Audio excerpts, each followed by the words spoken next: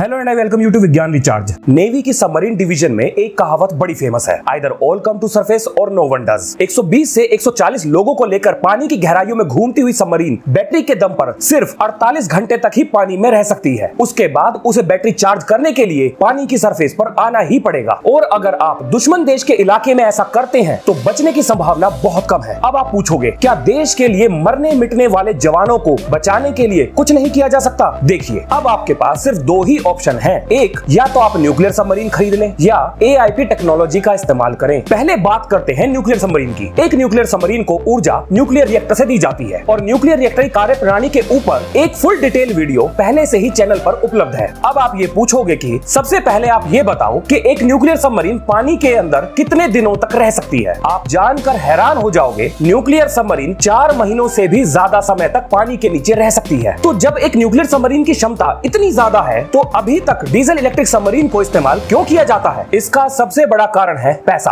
अगर आप आज की डेट में न्यूक्लियर सबमरीन खरीदते हैं तो उस पर लगभग 32,000 करोड़ का खर्चा आएगा और दूसरी तरफ डीजल इलेक्ट्रिक सबमरीन लगभग 3,500 करोड़ में तैयार हो जाएगी। लगभग एक न्यूक्लियर सबमरीन की कीमत में 7 से 8 डीजल इलेक्ट्रिक सबमरीन आ जाएंगी। अब आप कहोगे, फायदा देखिए सर, 3 से 4 महीने पानी के नीचे रह सकती है, ज्यादा वजन कैरी कर सकती है, ज्यादा हथियार ले जा सकती है। क्या अपने देश के जवानों को हमें ज्यादा बेहतर हथियार नहीं देने चाहिए? देखिए, यहाँ आप कर रहे हैं बहुत बड़ी गलती। एक न्यूक्लियर सबमरीन जवानों की सेफ्टी को गारंटी नहीं देती। अच्छा, वो कैसे? इसके मैं बताऊंगा आपको 2 कारण। पहला कारण, न्यूक्लियर सबमरीन के रिएक्टर को ठंडा रखने के लिए समुद्री पानी का इस्तेमाल किया जाता है, जो कि गर्म होकर ऊपर आता है। अब कोई भी उसे थर्मल इमेजिंग टेक्नोलॉजी का इस्तेमाल करके आसानी से पकड़ सकता है। अब सुनिए दूसरा कारण, एक न्यूक्लियर सबमरीन के रिएक्टर को आप कभी भी बंद नहीं कर सकते हो। अब आप कहोगे, ठीक है, मत करो, इससे कौन सा नुकसान होने वाला है? नुकसान नहीं, बहुत बड़ा नुकसान। हमेशा इंजन चलते रहने की वजह से एक न्यूक्लियर सबमरीन का साउंड डीजल इलेक्ट्रिक सबमरीन के मुकाबले ज्यादा आसानी से डिटेक्ट हो जाता है। तो कर दो ना न्यूक्लियर सबमरीन का इंजन बंद। अगर आपने रिएक्टर बंद किया और आपकी सबमरीन डिटेक्ट हो गई तो आप ना हथियार इस्तेमाल कर पाएंगे और ना वहां से भाग पाएंगे। इस मामले में न्यूक्लियर सबमरीन से डीजल इलेक्ट्रिक सबमरीन बहुत बेहतर है। वो इंजन बंद करके बिना आवाज किए कहीं भी छुप सकती है और मौका मिलते ही हमला करके भाग भी सकती है। अगर रिएक्टर को बंद कर दे तो उसे वापस भी तो चला सकते हैं। तो फिर ऐसा क्यों नहीं करते? सवालों का जवाब मिलेगा आपको वीडियो के एंड में। अगर मैं आपसे ये कहूं कि क्यों ना ऐसा कोई जुगाड़ बनाया जाए जिससे डीजल इलेक्ट्रिक सबमरीन की बैटरी को पानी के नीचे ही चार्ज कर सके, तो आप कहोगे कि अगर ऐसा हो सकता है तो बहुत बढ़िया बात है। तो अब सुनिए ध्यान से, ऐसा बिल्कुल हो सकता है और उस टेक्नोलॉजी का नाम है AIP, एयर इंडिपेंडेंट प्रोपल्शन, जिसमें बिना हवा की मदद के पानी के नीचे बैटरीज को बड़ी आसानी से चार्ज किया जा सकता है। मैं आपको बिल्कुल आसान शब्दों में AIP को समझाऊंगा, तो सुनो अब ध्यान से। अब तक 4 तरह की AIP टेक्नोलॉजी डेवलप हो चुकी है, लेकिन हम बात करेंगे सबसे एडवांस और सबसे ज्यादा पॉपुलर टेक्नोलॉजी की, जो है फ्यूल सेल। फ्यूल सेल एक ऐसा डिवाइस है जो केमिकल एनर्जी से बिजली बनाता है। क्योंकि ये एक बहुत एडवांस और क्लासिफाइड टेक्नोलॉजी से रिलेटेड इंफॉर्मेशन है, इसलिए ये जानकारी पब्लिक डोमेन में अवेलेबल नहीं है, लेकिन मोटा माटी मैं आपको समझाने की पूरी कोशिश करूंगा। इसे समझने के लिए घर में इस्तेमाल होने वाले सेल को याद कीजिए, जिसमें केमिकल एनर्जी की मदद से इलेक्ट्रिकल एनर्जी बन रही है। AIP टेक्नोलॉजी वाली सबमरीन में हाइड्रोजन सेल बड़े साइज के होते हैं, ज्यादा बिजली देते हैं और बहुत तेजी से काम करते हैं। इस तकनीक में हाइड्रोजन को फ्यूल और ऑक्सीजन को ऑक्सीडाइजर की तरह इस्तेमाल किया जाता है। इसके अलावा भी बहुत तरह के फ्यूल सेल होते हैं, जैसे PAFC और PEMFC। जर्मनी और फ्रांस AIP टेक्नोलॉजी में सबसे आगे हैं और हमारे प्यारे भारत के DRDO ने भी अपनी सबमरीन के लिए फ्यूल सेल बना लिए हैं, जिनकी टेस्टिंग चल रही है और जल्दी आपको बहुत अच्छी न्यूज मिलने वाली है। अब देता हूं मैं आपके उन सवालों के जवाब। एक न्यूक्लियर सबमरीन के रिएक्टर को बंद क्यों नहीं किया जाता? न्यूक्लियर रिएक्टर को आप बटन दबाकर यूं ही बंद नहीं कर सकते, उसको पूरे कंट्रोल तरीके से शट डाउन किया जाता है, जिसमें लगभग 8 से 10 घंटे का समय लगता है। ठीक उसी तरह से दोबारा स्टार्ट होकर पावर देने में भी बहुत समय लगता है। इन्हीं 2 कारणों की वजह से न्यूक्लियर सबमरीन के रिएक्टर को पानी के अंदर कभी भी बंद नहीं किया जाता। इस वीडियो में बस आज इतना ही। अपने सुझाव और सवालों को कमेंट में जरूर लिखें। मिलते हैं नेक्स्ट वीडियो में। जय हिंद, जय भारत।